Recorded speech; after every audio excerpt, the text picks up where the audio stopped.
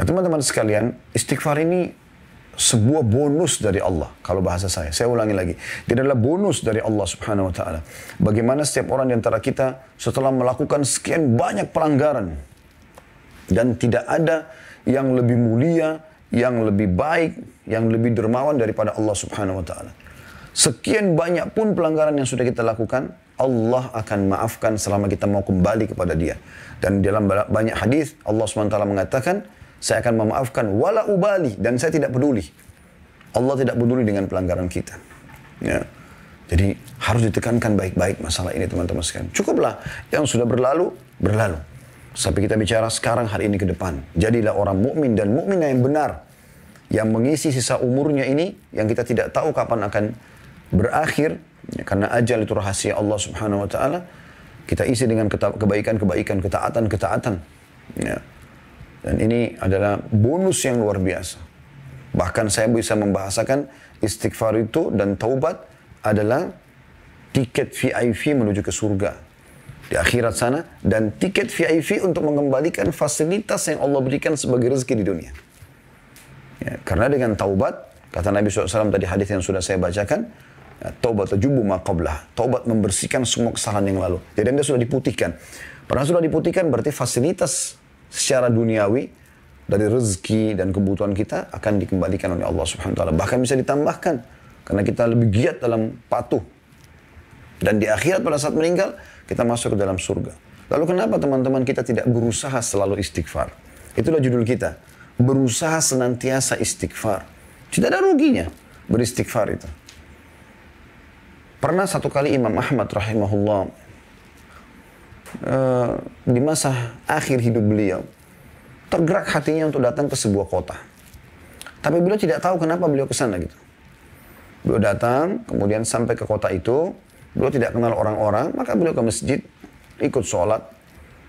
Selepas sholat Isya di masjid tersebut, Imam Ahmad rahimahullah tidak dikenal oleh orang-orang di wilayah itu.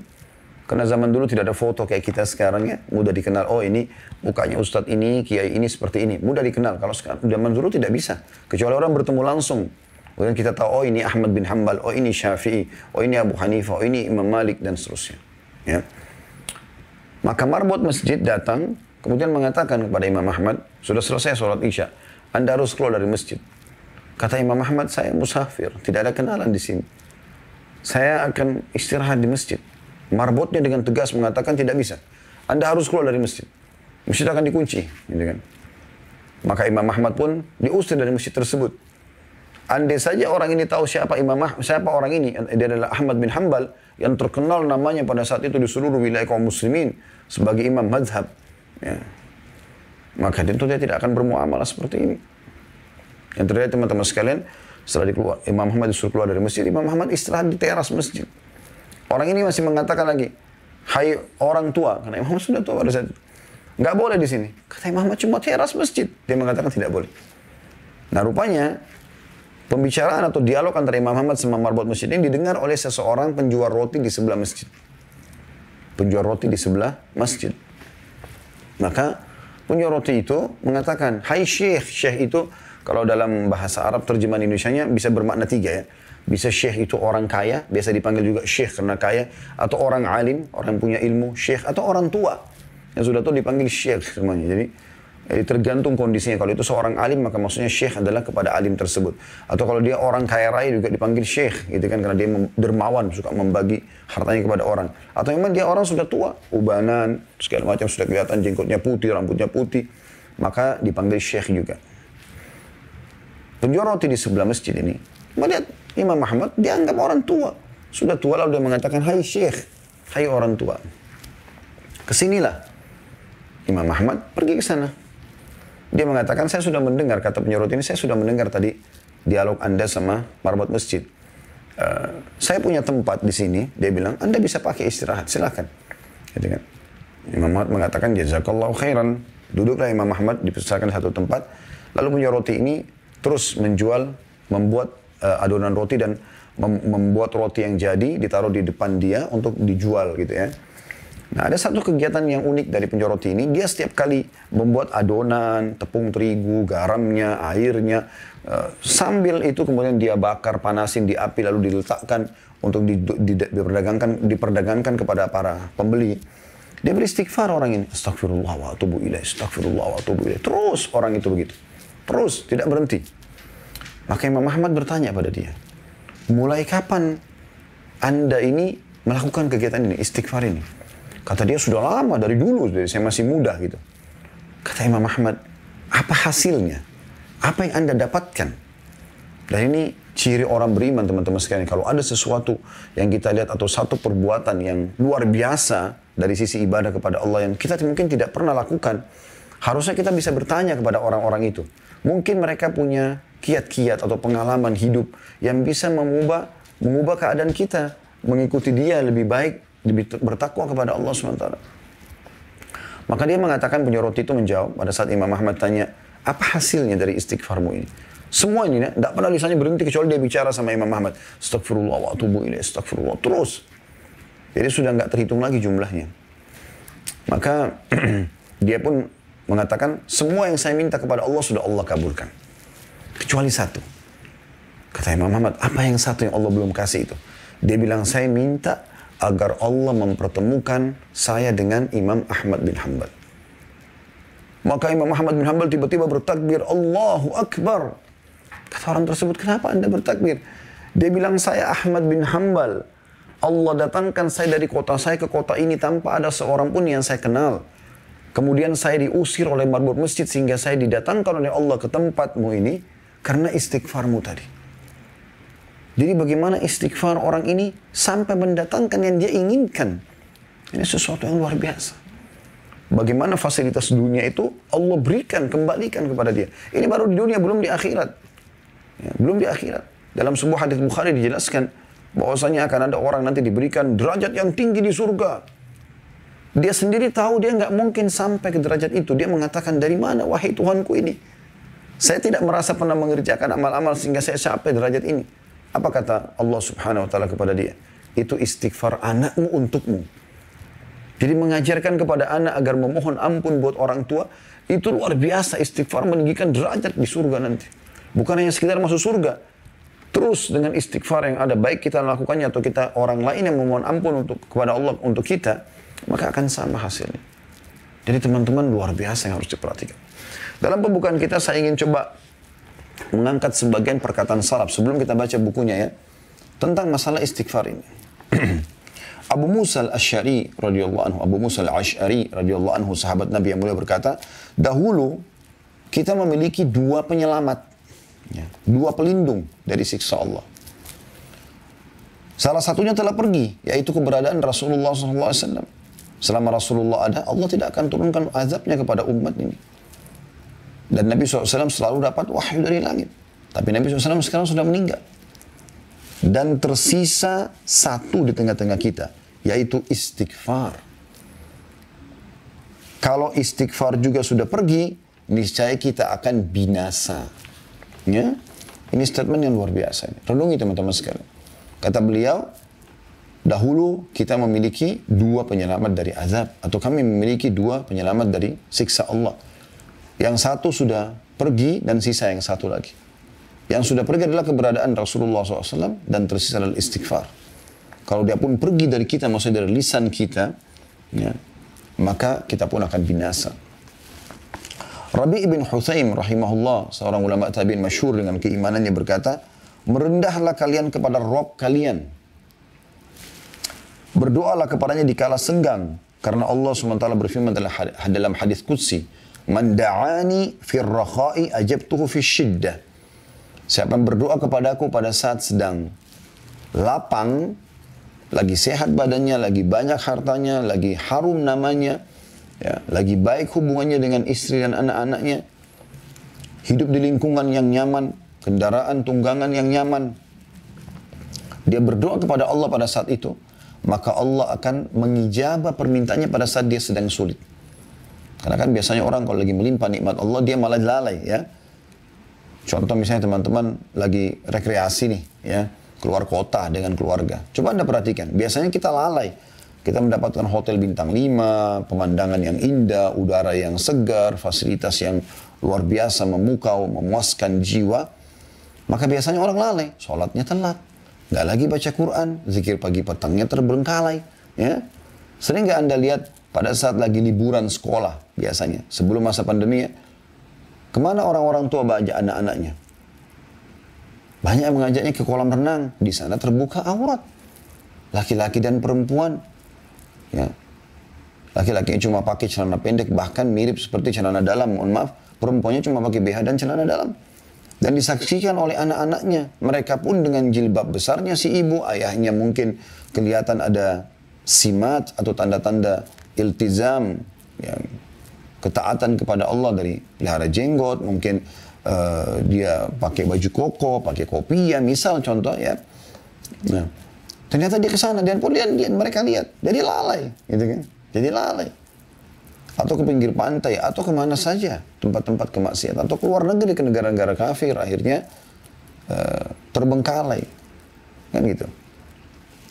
Makanya di saat-saat justru kita lagi puncak-puncaknya nikmat, ya, kita harus lebih kuat dalam beribadah. Harusnya pada saat kita ke puncak, ya, kalau mohon maaf teman-teman yang di luar dari Jabodetabek, mungkin yang belum pernah pun ke sini, puncak itu nama satu wilayah di Jawa Barat yang memang tempat rekreasi. Biasanya orang pergi di weekend ya, di Sabtu Ahad untuk rekreasi keluarga, banyak villa-villa yang disewakan. Mungkin di setiap kota Anda juga ada itulah. Ya. Maka orang kadang-kadang pergi seperti ini, lalai mereka. Harusnya kita pada saat pergi seperti itu makin bagus sholat malamnya, di udara yang sejuk, di hotel bintang 5, di pemandangan yang indah, di situ Anda berzikir, Anda bertafakur, duduk di teras hotel, Anda memikirkan penciptaan langit dan bumi.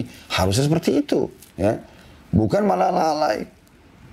Bukan malah melakukan kemaksiatan kepada Allah SWT. Nah, ini kata kunci, kalau orang mengingat Allah, berdoa kepada Allah, di saat dia sedang senang, malah dia makin giat beribadah, maka Allah akan mengijabah permohonan dia di saat dia lagi susah. Ya. وَمَنْ سَأَلَنِي أَعْطَيْتُهُ. Lanjutan hadis. Dan siapa yang memohon kepadaku, kata Allah, aku akan berikan. Mungkin ada di antara Anda yang berkata, ada permintaan saya yang belum diterima, belum diberi oleh Allah, Ustaz. Maka saya jawab, mungkin.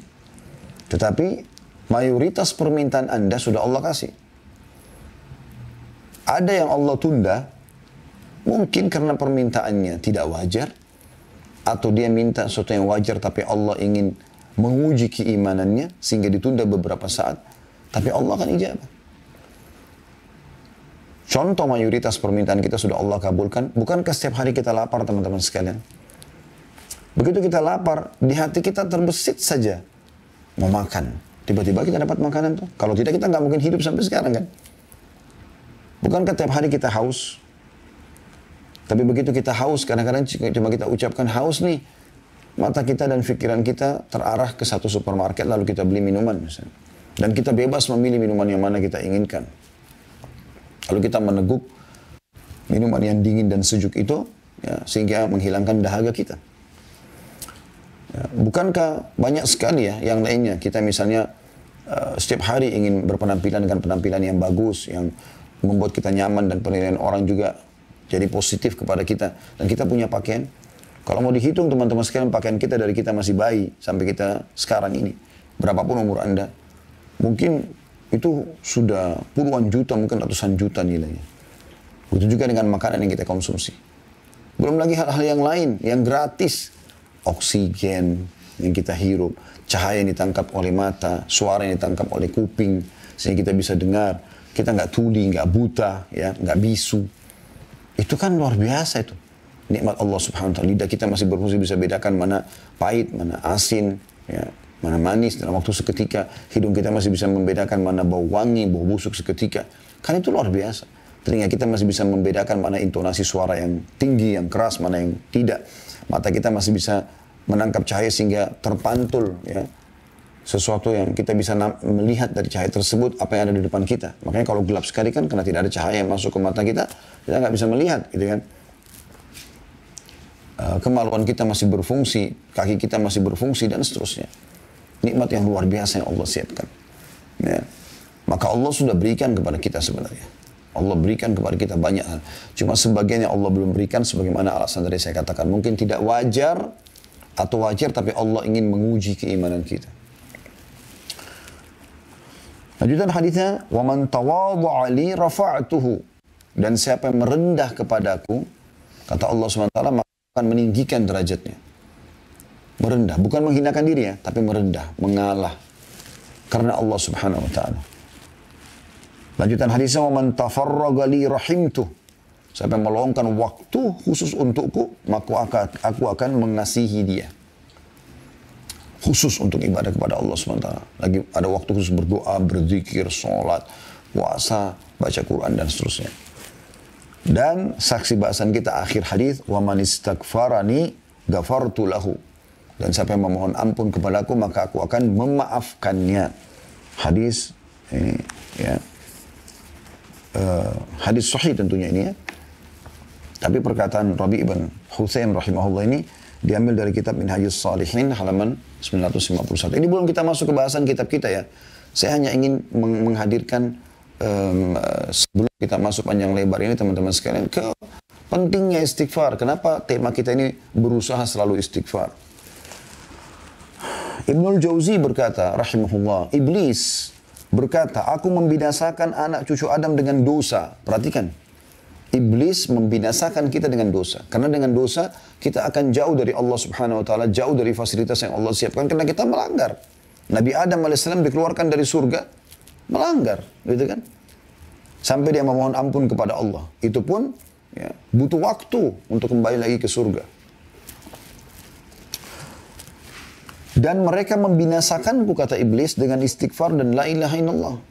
Upaya yang sangat besar dari iblis untuk menyesatkan manusia, itu seketika habis setelah dia bermaksiat 20 tahun, 30 tahun. Dia beristighfar di tahun 31-nya, ya, atau tahun 41 dari setelah dia kemaksiatan. Allah maafkan semuanya. Habis upaya iblis. Maka binasa, kata iblis. Saya binasa ini karena upaya saya, semua energi yang saya keluarkan, strategi dan segala macam habis dengan istighfar. Dan la ilaha illallah. Dengan terus bergantung, memahami makna tidak ada Tuhan yang berhak disembah kecuali Allah. Lalu hanya bergantung kepada Allah. Dengan penuh keyakinan Allah itu maha kuasa, maha adil, maha baik. Ya, dan seterusnya. Jadi ini statement yang luar biasa. Lalu kata beliau, iblis masih berkata, manakala aku melihat hal itu pada mereka, aku tanamkan pada mereka nafsu, ya, hawa nafsu, di mana mereka berbuat dosa tapi mereka tidak beristighfar karena mereka mengira diri mereka berbuat baik. Jadi orang kalau sudah buat maksiat yang iblis lakukan dengan para pengikutnya, bagaimana membuat orang itu nyaman dengan dosa tersebut, atau bahkan sebaliknya. Kalau dia ahli ibadah, dia seakan-akan sudah kotor, sudah pelanggar, nggak perlu istighfar. Ini keliru. Di poin ini penting teman-teman sekalian. Setiap Anda mulai mau terjerumus dalam kemaksiatan, ingat Allah SWT. Dan kalau ada peringatan dalam hati, khawatir dan segala macam, berhenti. Jangan lagi melakukannya. Lari kepada ketaatan kepada Allah SWT. Anda yang bisa menyelamatkan diri Anda sendiri. Allah mengatakan dalam Al-Quran, "A'udzubillahi minasyaitonirrajim, innallaha la yughayyiru ma biqaumin hatta yughayyiru ma bi anfusihim." Allah tidak akan pernah mengubah nasib satu kaum sampai mereka mengubah nasibnya sendiri. Ini poin penting. Justru pada saat itu Anda beristighfar kepada Allah Subhanahu wa taala. Jangan terus melakukan kemaksiatan itu. Berhentikan. Qatadah berkata rahimahullah, perkataan yang luar biasa ini. Dia mengatakan, Al-Quran menunjuki kalian penyakit dan obat penyembuh kalian. Al-Quran menunjukkan kepada kalian tentang penyakit yang berbahaya buat kalian. Dan ada penawarnya. Ada obatnya. Penyakit kalian adalah dosa. Penyakit kalian adalah dosa. Nah, kita harus paham, jadi dosa itu penyakit, racun. Berbahaya buat kita. Dosa itu untuk dipelajari dan ditinggalkan. Amal soleh dipelajari itu diamalkan. Dan obat penyembuh kalian dari dosa tersebut adalah istighfar. Adalah istighfar. Ali radhiyallahu anhu berkata, statement yang menarik sekali dari beliau. Sahabat Nabi yang mulia. Yang aneh adalah orang binasa padahal keselamatan bersamanya. Orang tertahan fasilitas dunianya, penyakitnya nggak sembuh-sembuh, nggak dapat jodoh, nggak bisa maju-maju usahanya dan segala macam hal. Yang aneh adalah orang binasa padahal keselamatan ada bersamanya. Di akhirat juga dia masuk neraka. Maka beliau ditanya, apa keselamatan Anda maksudkan? Kata Ali radhiyallahu anhu, istighfar. Memohon ampun kepada Allah. Apapun permasalahan Anda, saudaraku, saya ulangi lagi, permasalahan apapun yang sedang Anda hadapi, kecil ataupun besar di dunia ini, maka yang paling pertama, istighfar kepada Allah. Berusaha selalu istighfar. Mohon ampun. Karena penyebabnya dosa. Gitu kan? Lalu beliau mengatakan, tidaklah seorang hamba diilhami oleh Allah SWT untuk beristighfar, sementara Allah berkehendak untuk mengazabnya. Jadi kalau ada hamba yang Allah mudahkan untuk beristighfar, berarti memang Allah inginkan untuk mengampuni dia. Kalau Allah memudahkan, lisan Anda mengatakan, ya Allah bukakan rezeki buat aku, berarti Allah sedang ingin memberikan Anda rezeki. Ya Allah masukkan aku dalam surga, selamatkan aku dari neraka, berarti Allah memang menginginkan Anda masuk dalam surga. Karena dengan izin Allah lah lisan kita bisa mengucapkan itu. Sampai kadang-kadang teman-teman, saya kalau lagi berdoa, saya coba membahasakan begini. Ya Allah yang telah mengizinkan lisanku untuk mengucapkan doa ini. Yang mengizinkan dahiku untuk sujud di tempat sujud ini. Mengizinkan untuk mengerjakan sholat ini. Jadi kita renungi apa yang sedang Allah berikan ini. Karena Allah gerakkan kita untuk itu, berarti Allah ingin sesuatu. Allah menginginkan kita mendapatkan kebaikan yang akan kita minta setelah itu. Luqman alaihissalam, ada yang mengatakan dia nabi, ada yang mengatakan juga dia orang soleh, kita menganggapnya adalah nabi misalnya. Karena Allah sebutkan namanya dalam Al-Quran surah Luqman. Ya. Dia pernah berwasiat kepada anaknya, wahai anakku, Allah memiliki beberapa waktu tidak ditolak orang yang meminta pada waktu itu. Seperti antara azan dan iqamah, seperti sepertiga malam, yang Anda sudah tahu pada saat hujan turun, ya, doa orang tua pada anaknya dan seterusnya. Maka perbanyaklah istighfar. Perhatikan di sini, wasiat Luqman alaihissalam bukan perbanyaklah permintaanmu, ya. Tapi dia mengatakan perbanyaklah istighfar. Karena dengan istighfar ini, permohonan maaf, Allah akan berikan semuanya. Perhatikan waktu Nabi Adam alaihissalam melakukan pelanggaran, makan pohon dari pohon yang Allah larang. Apa yang terjadi? Apakah Nabi Adam mengatakan, ya Allah, kembalikan aku ke surgamu? Bukan. Nabi Adam mengatakan, Rabbana zalamna anfusana. Ya Allah, kami telah menzalimi diri kami. Wa in lam taghfir lana wa tarhamna lanakunanna minal khasirin. Kalau engkau tidak memaafkan kami, mengasihi kami, maka kami termasuk orang-orang yang rugi. Karena Nabi Adam alaihissalam sangat faham dengan memohon ampun kepada Allah akan kembali fasilitas tersebut. Ya, seperti itu. Aisyah berkata, radhiyallahu anha, ummul mukminin, Tuba ini sebuah tempat di surga, ya, pohon di surga, itu sebuah pohon di surga. Tuba bagi orang yang mendapatkan banyak istighfar dalam buku catatan amalnya. Kemudian Abul Minhal rahimahullah berkata, tidaklah seorang hamba didampingi dalam kuburnya oleh pendamping yang lebih dia cintai daripada istighfar. Kalau Anda mau pendamping yang paling Anda suka di kuburan, yang Anda merasa tentram dengannya, karena memang dalam sebuah hadits Bukhari dijelaskan, seseorang itu akan ditemani oleh amalnya. Amal soleh itu akan berbentuk seperti makhluk, kalau dia amal soleh, seperti bentuk makhluk yang tampan, yang wangi, yang bercahaya. Dan dia kagum jenazah ini karena berada di sebelah amal itu. Dan kalau orang naudzubillah meninggal, semoga Allah selamatkan kita dan memaafkan kalaupun kita punya kesalahan masa lalu. Dari perzinahan, dari minum khamar, dari narkotika, dari menipu orang, dari segala macam perbuatan buruk, maka akan berbentuk wujud. Ya. Bentuk wujud, sosok yang menakutkan, yang mengeluarkan bau yang sangat busuk. Ya. Al-Hasan Basri berkata rahimahullah, seorang ulama tabi'in, renungi baik-baik semua nasihat yang mulia ini. Perbanyaklah istighfar di rumah-rumah kalian, di meja-meja kalian, di meja-meja makan kalian, di jalan-jalan kalian, di pasar-pasar kalian, di majelis-majelis kalian. Karena kalian tidak tahu kapan ampunan itu turun. Ya. Makanya di sini judul kita menarik sekali, berusahalah selalu istighfar. Ini Hasan Basri mengatakan, karena kalian tidak tahu kapan ampunan itu datang, dari istighfar yang mana. Seorang Badui berkata, siapa yang ingin menjadi tetangga kami di tanah kami, hendaklah memperbanyak istighfar. Karena istighfar adalah awan tebal yang mengandung air hujan. Jadi mereka memberikan syarat siapa mau jadi tetangganya, silakan. Tapi perbanyak istighfar. Akhirnya jadilah engkau ahli ibadah yang dekat kepada Allah. Karena tidak mungkin istighfar kecuali ahli ibadah. Gitu kan. Mereka tahu nilainya permohonan maaf kepada Allah itu.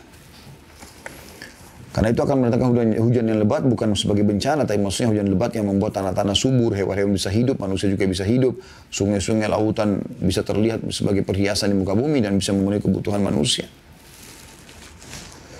Bakar bin Abdullah Al-Muzani rahimahullah berkata, kalian banyak berbuat dosa, maka perbanyaklah istighfar.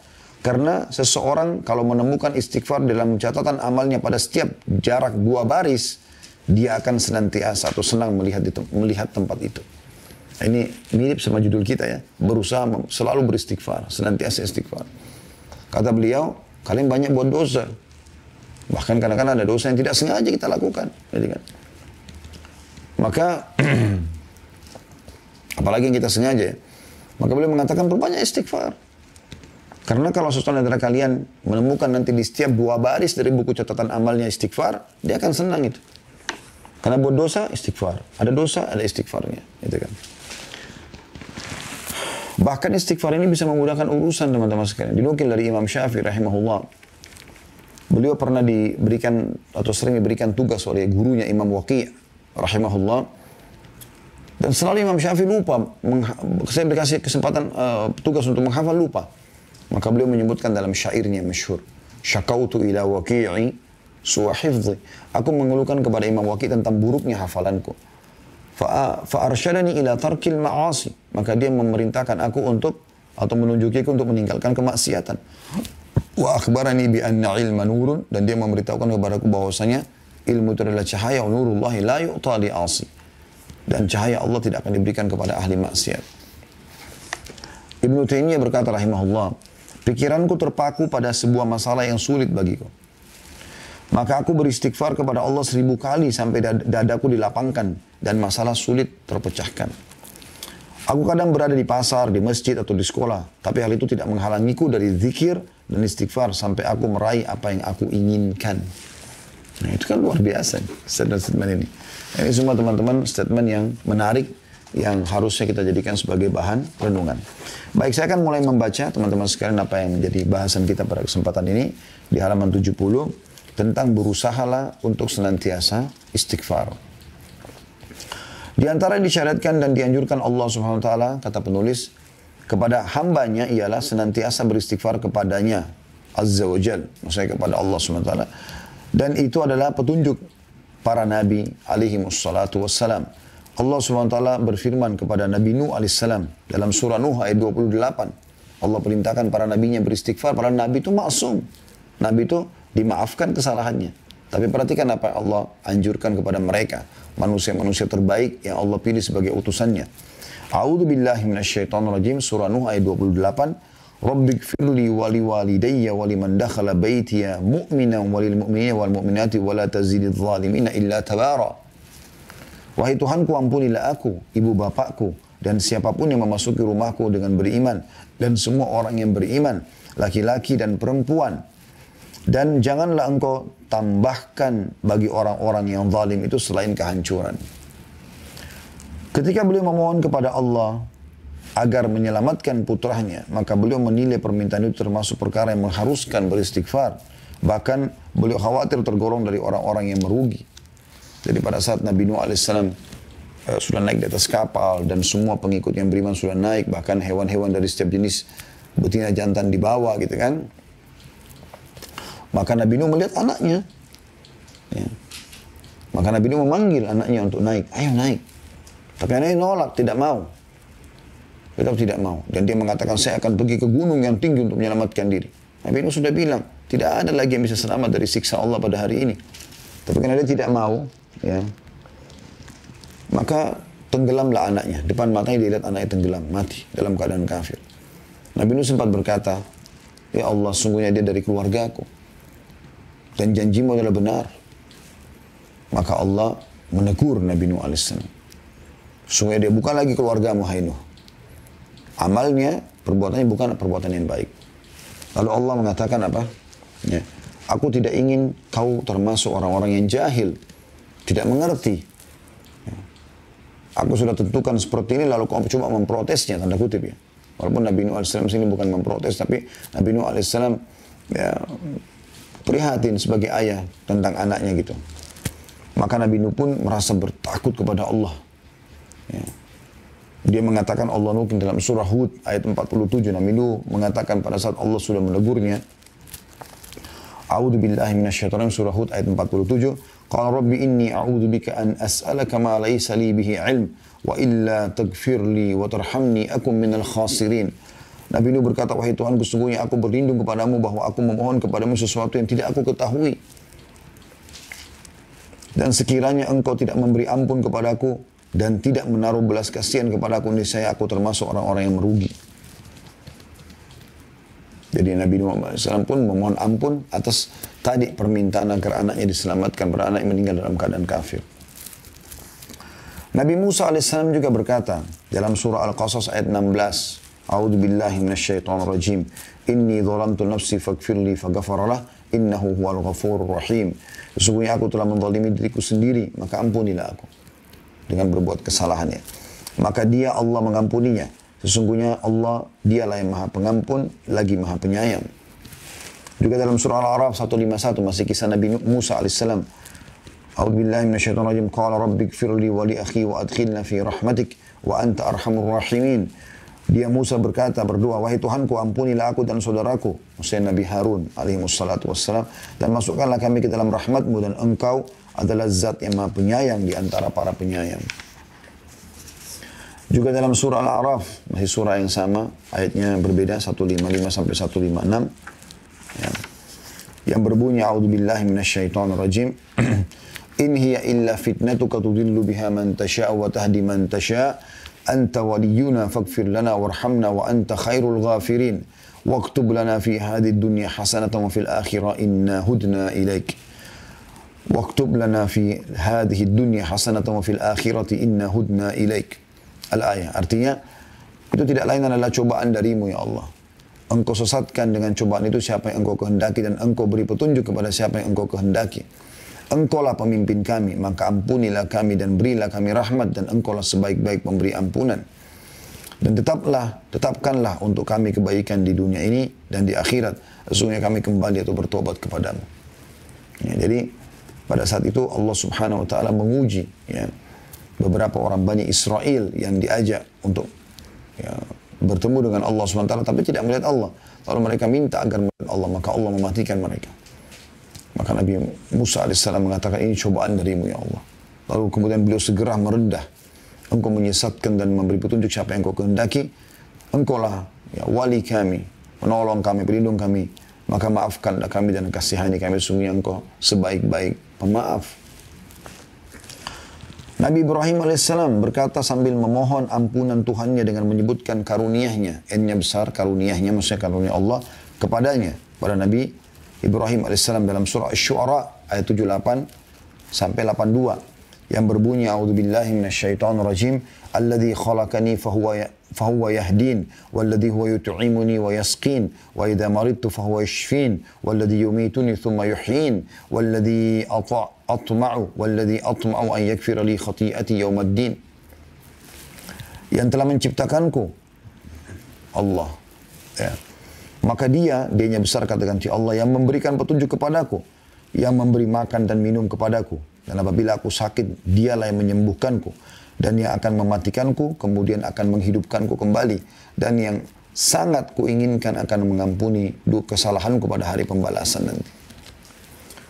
Juga Nabi Ibrahim AS mengatakan dalam surah Ibrahim ayat 41, A'udzubillahi minasyaitonirrajim. Rabbana ighfir lana wa liwalidayya. Ya. Saya ulangi. Rabbana ighfirli wa liwalidayya wa lil mu'minina yawma yaqumul hisab. Ya. Wahai Tuhan kami, berilah ampun bagiku dan bagi kedua ibu bapakku dan bagi sekalian orang-orang mukmin pada hari terjadinya hisab nanti atau hari kiamat. Kata beliau, setiap muslim yang membaca ayat-ayat ini akan bertanya-tanya, kesalahan apakah yang telah dilakukan oleh Khalilullah tersebut, Nabi Ibrahim AS. Dan dosa-dosa apa yang dilakukan oleh para nabinya. Semoga salawat dan salam tercurah kepada mereka semua. Adapun Nabi kita, Nabi Muhammad SAW mempunyai perkara yang sangat agung dalam hubungannya dengan istighfar yang akan kita bicarakan nanti. Ya. Jadi artinya maksudnya para nabi-nabi tersebut, dosa apa yang mereka lakukan? Sampai mereka memohon-mohon ampun begini kepada Allah. Apalagi kita manusia biasa yang bukan nabi, yang jelas-jelas melakukan kemaksiatan, gitu kan? Maka kita butuh istighfar, itu maksudnya. Ada sebuah subjudul di sini, situasi dan kondisi untuk istighfar. Istighfar adalah memohon ampun kepada Allah serta mengakui dosa dan kekurangan. Istighfar ini disyariatkan dalam situasi dan kondisi sebagai berikut. Yang pertama, ketika melakukan dosa, segera istighfar. Inilah saatnya yang paling penting. Ini berarti pengakuan terhadap dosa. Anda bertaubat atau kembali kepada Allah. Dan permohonan kepada Allah agar dia-nya besar katakan Allah, menghapuskan bekas dosa dan membersihkan kotorannya. Ketika Adam AS bermaksiat kepada Tuhannya, dia beserta istrinya mengatakan dalam surah Al-A'raf ayat 23, A'udzu billahi minasyaitonir rajim. Qala rabbana zalamna anfusana wa in lam taghfir lana wa tarhamna lanakunanna minal khasirin. Mereka berdua berkata, Adam dan Hawa alaihi wassalatu wassalam, wahai Tuhan kami tidak menganiaya diri kami sendiri. Kami telah menganiaya diri kami sendiri. Dan jika engkau tidak mengampuni kami dan memberikan rahmat kepada kami, niscaya kami benar-benar termasuk orang-orang yang merugi. Sudah kita jelaskan tadi ya, kenapa Nabi Adam AS memohon ampun seperti ini. Ketika Musa membunuh seseorang yang tidak diperintahkan untuk membunuhnya, beliau berdoa, Rabbi inni zalamtu nafsi faghfirli. Tuhanku, sungguhnya aku telah menzalimi diri sendiri, maka ampunilah aku. Surah Al-Qasas ayat 6. Ketika pergi dalam keadaan marah dan meninggalkan kaumnya, karena kaumnya di wilayah Nainawah, namanya di wilayah Irak, tidak mau beriman kepada dia, masih menyembah patung-patung, ya, dewa-dewa dan seterusnya. Maka Allah pun menghukum Nabi Yunus AS dengan memasukkannya ke dalam mulut ikan paus. Dimasukkan ke situ sebagai hukuman. Harusnya para nabi-nabi tidak boleh meninggalkan lokasi dakwanya walaupun sampai dibunuh, kecuali ada perintah Allah SWT. Nabi Yunus hanya kena jengkel pada kaumnya sambil mohon kepada Allah diberikan petunjuk, ditunjukkan tempat yang lain untuk berdakwah. Allah tidak turunkan firman-Nya, tapi Nabi Yunus SAW beristihad, pergi sendiri. Maka dia pun mengatakan di dalam perut ikan tersebut, La ilaha illa anta subhanaka inni kuntu minadh dhalimin. Tidak ada Tuhan yang berhak disembah kecuali engkau, maha suci engkau, sungguhnya aku termasuk orang-orang zalim. Surah Al-Anbiya ayat 87. Jadi dia memohon ampun. Allah juga berfirman dalam surah An-Nisa 110 yang bunyinya a'udzubillahi minasyaitonir rajim, wa may ya'mal su'an aw yadhlim nafsahu thumma yastaghfirillah yajidillahu ghafurar rahima. Barang siapa yang berbuat keburukan, kemaksiatan dan menganiaya dirinya, kemudian dia memohon ampunan kepada Allah, niscaya dia akan mendapatkan Allah Maha Pengampun lagi Maha Penyayang. Jadi siapapun berbuat dosa, sebesar apapun, sebanyak apapun dia melakukannya, selama dia mau istighfar dan bertobat kepada Allah, tentu yang tulus ya, bukan hanya istighfar, ya sudahlah Ustaz kan tadi bilang istighfar, astagfirullah, tapi dia tidak niat dalam hatinya, maka ini berbeda, tidak masuk. Orang harus memohon ampun, beristighfar kepada Allah, memang menyesali perbuatannya gitu kan, maka dia akan mendapatkan Allah Maha Pengampun lagi Maha Penyayang. Juga dalam surah Al-Imran ayat 135 Allah mengingatkan pada saat orang mau terjerumus dalam dosa, kemudian dia ingat Allah, lalu dia beristighfar, itu Allah maafkan. Pada saat kita mau melakukan satu perbuatan dosa, lalu kita merasa khawatir, takut, segala macam, itu adalah sebuah karunia yang luar biasa.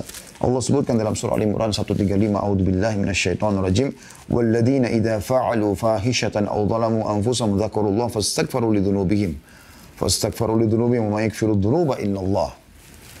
Dan orang-orang yang apabila mengerjakan perbuatan keji atau menzalimi diri mereka sendiri, mereka segera berzikir, mengingat, menyebut Allah, lalu memohon ampun atas dosa-dosa mereka. Dan siapa lagi yang dapat mengampuni dosa selain Allah? Jadi pada saat Anda mau berzina, Anda mau berbohong, Anda melakukan perbuatan batil, ada rasa khawatir, segera tangkap rasa khawatir dari Allah SWT. Astagfirullah wa atubu ilaih. Ya memang saya melakukan, ya memang saya tidak mau lakukan ini. Misalnya, ya. Perbuatan zina maksudnya, tidak mau melakukannya. Atau dia melakukan kebohongan, iya memang saya melakukannya. Dia jujur. Gitu ya. Karena takut hanya kepada Allah SWT. Rasulullah SAW bersabda kepada Aisyah radhiyallahu anha, Ya Aisyah, in kunti al-mamti bi dzambin fastaghfirillah, fa inna at-taubata min adz-dzambi nadamu wal istighfar. Wahai Aisyah, jika kamu telah melakukan dosa, memohon ampunlah kepada Allah, sebab sesungguhnya taubat dari dosa adalah penyesalan dan beristighfar. Hadis riwayat Ahmad jilid 6 halaman 264. Ya. Dari hadis ini kita akan coba membaca beberapa hadis-hadis ya setelahnya yang menjelaskan kepada kita tentang anjuran untuk beristighfar pada saat sedang melakukan perbuatan dosa, ya. Kemudian beliau mengangkat lagi hadis yang lain. Hadis Abu Hurairah radhiyallahu anhu disebutkan bahwa Rasulullah SAW bersabda, "Innal 'abda idza akhta'a khati'atan nukitat fi qalbi nuqtatun sauda, fa idza huwa naza'a wastaghfara wa taba suqila qalbu wa in 'ada zida fiha hatta ta'luwa 'ala qalbihi wa huwa ar-rannu alladhi dzakara Allah kalla barrana 'ala qulubihim ma kanu yaksibun." Surah Al-Mutaffifin ayat 14. Terjemahan hadis ini, sesungguhnya kata Nabi SAW, seorang hamba melakukan satu kesalahan atau dosa, maka dalam hatinya terbentuk satu bercak hitam. Dosa itu luar biasa. Berhentikan fasilitas, menggelapkan hati, yang merupakan mahkota daripada tubuh ini. Gitu kan. Jika dia meninggalkan kesalahannya, beristighfar dan bertaubat, maka hatinya dibuat cemerlang kembali, dihapus. Menjadi terang benderang lagi. Menjadi punya ide-ide yang brilian. Semuanya kebaikan yang dia terlintas di hatinya. Gitu kan. Dari kejujuran, dari tanggung jawab, dari amanah, dari sedekah, dan seterusnya. Namun, kata Nabi SAW, jika dia melakukan dosa, dia malah dari dosa ke dosa lagi. Dari dosa ke dosa terus. Bukannya bertaubat, maka bercak hitam itu dibuat semakin bertambah sehingga menutupi hatinya. Dan itulah makna ar-ran yang Allah sebutkan dalam surah Al-Mutaffifin. Ya. Kalla barran. Ya. Sekali-kali tidak, bahkan apa yang mereka kerjakan itu telah menutupi hati mereka. Dari maksudnya menutupi hati itu jadi keras hatinya. Bahkan dalam ayat Al-Quran yang lain Allah mengatakan au asyaddu kaswah, lebih keras daripada batu. Karena sudah luar biasa, dari dosa ke dosa bahkan dianggap seperti permainan saja. Orang seperti ini subhanallah, mau bencana alam, mau ada teman di sebelahnya lagi naik mobil bersama tabrakan, mati depan matanya, pecah kepalanya, keluar dan tidak tersentuh sama sekali.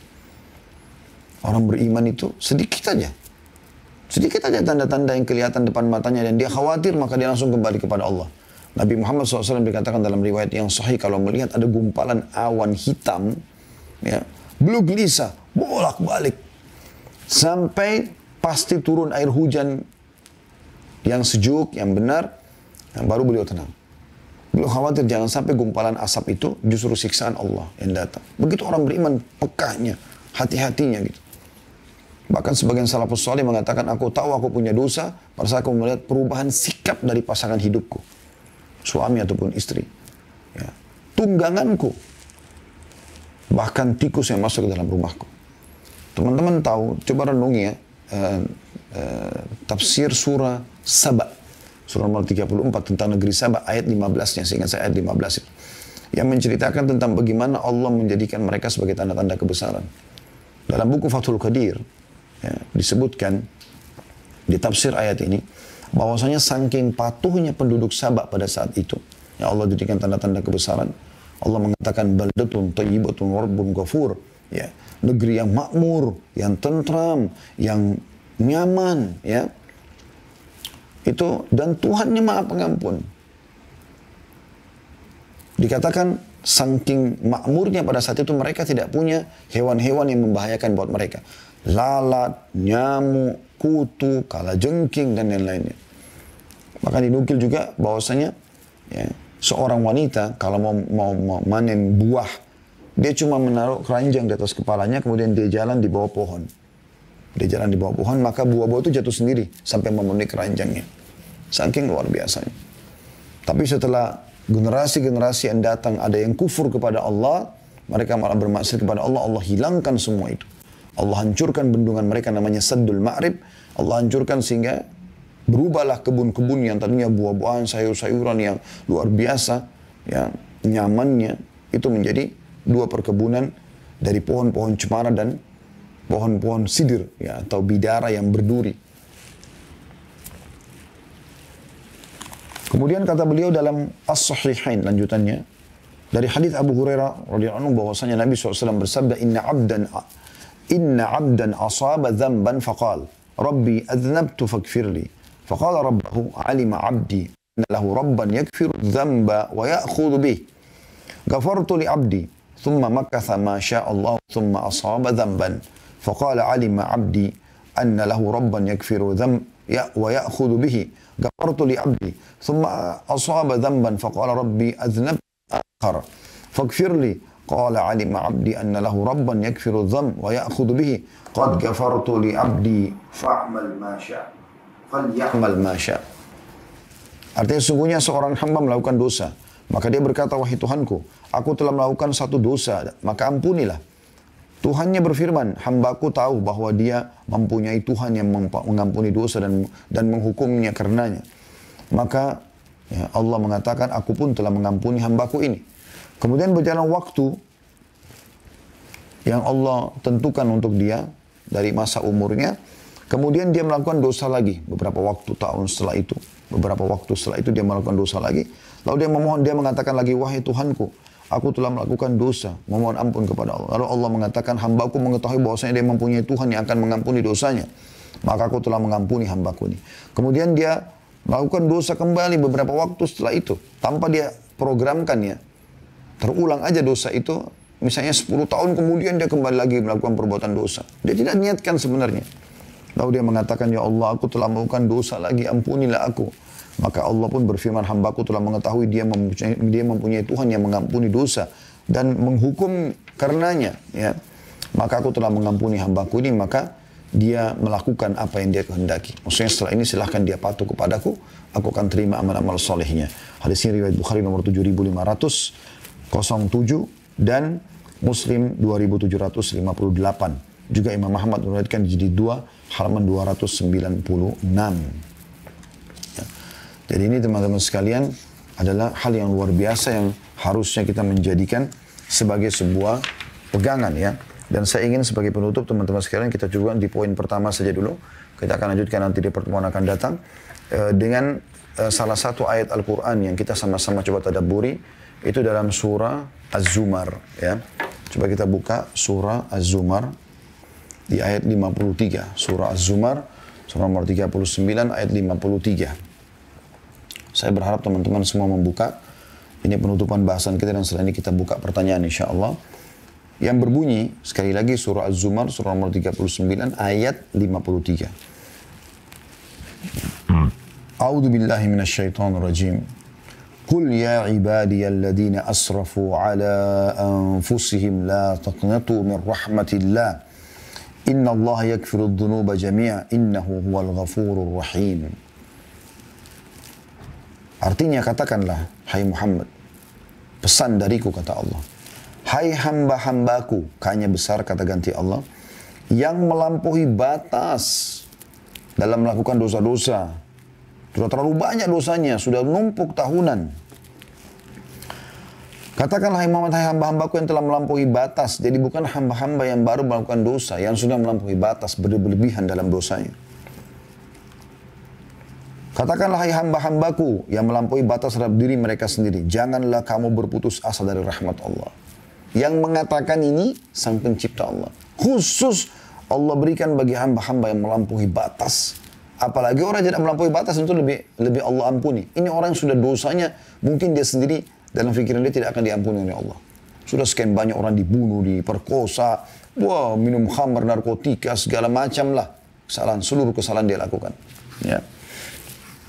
Katakan pada mereka, jangan putus asa dari rahmat Allah. Sesungguhnya Allah mengampuni dosa-dosa semuanya. Sesungguhnya dialah yang maha pengampun lagi maha penyayang. Ini ayat yang luar biasa, ini ayat yang paling luar biasa. Yang Allah berikan bonus kepada kita tentang masalah pengampunan dosa. Bagi orang yang melampaui batas, dosanya sudah terlalu banyak, tahunan, numpuk-numpuk. Tidak ada kata terlambat. Selama Anda masih hidup, lakukan kebaikan. Ya, beristighfar kepada Allah Subhanahu wa taala. Allah akan membuka pintu-pintu kebaikan buat Anda. Dan itu Allah jelaskan di ayat selanjutnya 54-nya kita tambahkan ayat ini. Wa anibu ila rabbikum wa aslimu lahu min qabli an ya'tiyakumul adzabu thumma la tunsarun. Dan kembalilah kamu kepada Tuhanmu. Segera taat setelah itu. Walaupun sisa sehari umurmu enggak masalah. Dan berserah dirilah kepadanya. N-nya besar kata ganti Allah. Sebelum datang azab kepadamu, kemudian kamu tidak dapat ditolong lagi. Sebelum datang itu semua. Peringatan-peringatan dari Allah Subhanahu wa ta'ala. Tadabburi ayat-ayat ini teman-teman sekalian. Lihat lagi ayat setelahnya. 55. Wattabi'u ahsana ma unzila ilaikum min rabbikum min qabli an ya'tiyakumul adabu baghtatan wa antum la tash'urun. Ikutilah sebaik-baik apa yang telah diturunkan kepadamu dari Tuhanmu, Al-Quran dan Sunnah. Panduan-panduan itu beramal saleh, tobat dari dosa-dosa. Sebelum datang azab kepadamu dengan tiba-tiba sedangkan kamu tidak menyadarinya. Lagi di diskotik, lagi di bar, lagi nyanyi-nyanyi di karaoke, mati. Ya. Sebelum datang itu. Lalu kemudian ayat 56-nya Allah mengatakan, orang-orang yang tidak sempat taubat ini, antakula nafsun ya hasrata ala ma farrattu fi jambillahi wa in kuntu laminas sakhirin. Pada saat itu dia akan mengatakan, amat besar penyesalanku atas kelalaianku dalam menunaikan kewajiban terhadap Allah. Sedangkan aku sesungguhnya termasuk orang-orang yang mengolok-olok agama Allah. Ya. Jadi ini luar biasa peringatan dari Allah SWT. Tadabbur ayat ini penting teman-teman sekalian. Bagaimana Allah SWT mengingatkan kepada kita agar berhati-hati. Ya. Jadi ini poin yang paling penting. Ya, poin pertama tentang masalah kapan saja kita beristighfar.